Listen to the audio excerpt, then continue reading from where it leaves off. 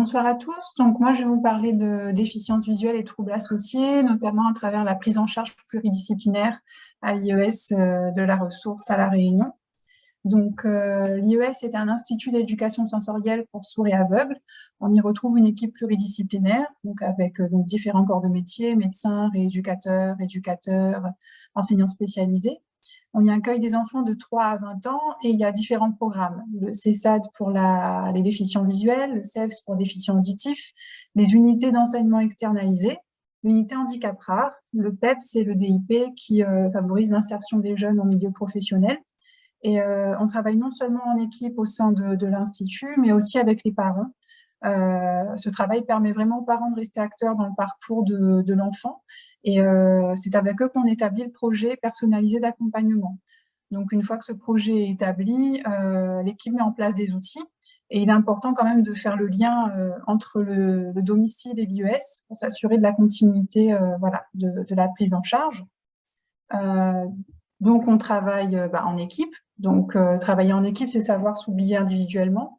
C'est vrai que chacun ayant sa spécificité, on va rester un peu dans nos objectifs à nous, mais il est important quand même de croiser les regards parce qu'on tend tous vers le même objectif. Donc, c'est un objectif précis et commun, celui de l'enfant. Donc, le but, c'est de mutualiser les compétences et le temps de prise en charge de l'enfant, ce qui favorise ainsi l'intégration multisensorielle, car les sens ne travaillent pas tout seuls, ils travaillent entre eux. Et donc, le fait de croiser tous ces corps de métier-là favorise cette intégration. Et tout ça a un impact sur la qualité de l'accompagnement de l'enfant. Donc, il est important aussi de garder en tête le travail en réseau, en partenariat. On a des enfants qui sont accueillis à mi-temps à la ressource, mi-temps en CEM. Donc, il faut quand même garder le lien voilà, avec les équipes qui ne sont pas forcément dans nos murs. Alors, je vais vous parler d'Axel. Donc, il est aujourd'hui âgé de 6 ans et demi. Alors, il est né à terme. Il présente à la naissance une malformation oculaire bilatérale. C'est ce qui motive la consultation en CAMS. L'IRM cérébral est normal. Il présente un retard de développement global et de par son comportement visuel, on suspecte une déficience visuelle assez sévère. Donc, il a une cornéodysgénésie de l'œil droit et il est monophtalme œil gauche. Il présente une attraction papillaire sur cet œil-là. Donc, le bilan initial en CAMS met en avant une perception lumineuse sur l'œil droit. Sur l'œil gauche, il répond jusqu'à la planche numéro 6 du bébé vision. À cet âge-là, on devrait plutôt être vers les planches numéro 11. Il a un déficit de l'hémichon droit et on lui prescrit une correction de myopie moyenne avec astigmatisme en vert blanc et solaire, car il est ébloui par la lumière. Donc, avec ces premiers résultats-là, la DV est a priori moyenne. Et pendant son accompagnement CAMS, il est suivi en orthopsie, psychomotricité et orthophonie. Donc, l'ensemble des observations de l'équipe met en avant un retard global.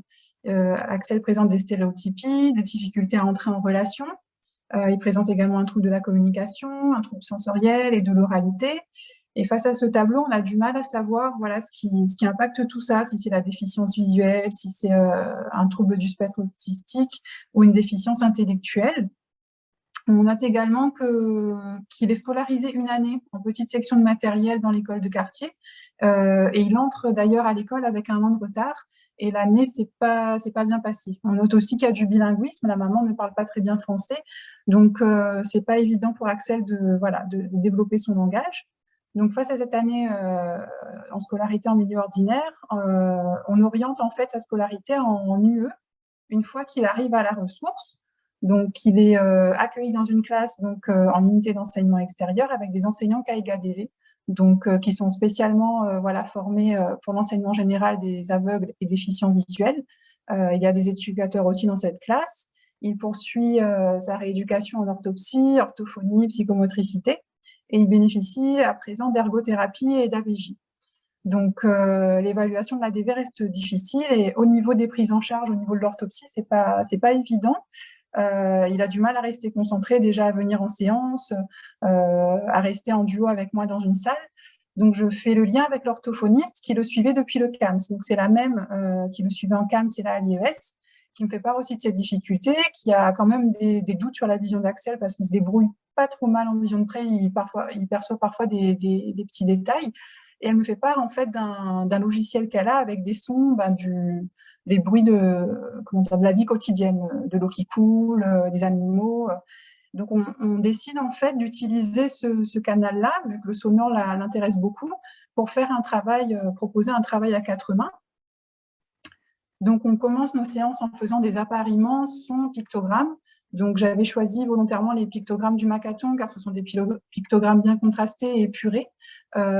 J'ai volontairement pas grossi les pictogrammes pour voir vraiment comment ils se débrouillaient visuellement et pour déjà avoir un indice sur l'acuité visuelle.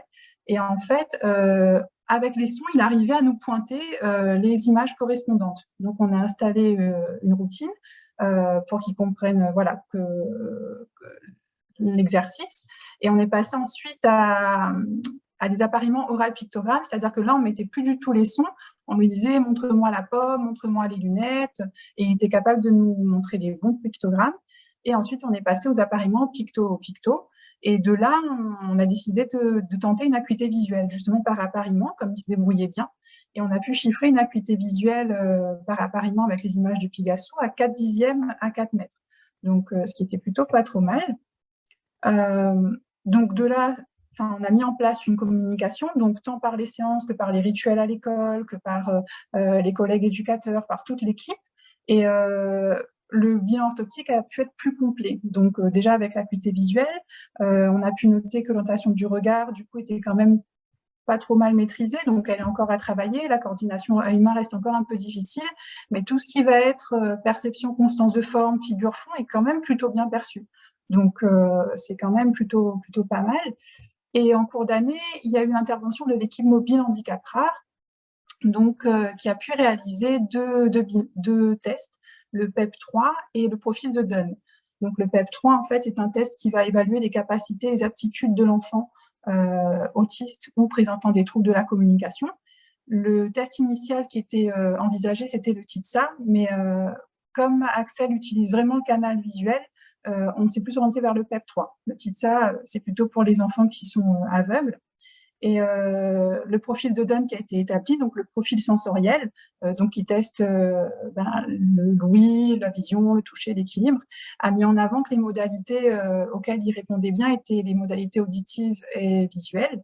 Et on retrouvait par contre au niveau tactile des difficultés à manipuler. Donc c'est peut-être ça en fait qui fait que la coordination humaine est encore un peu compliquée. Ça dépend peut-être parfois des outils qu'on lui propose, des choses qu'on lui demande de pointer. Il y a peut-être ça qui l'embête encore un peu.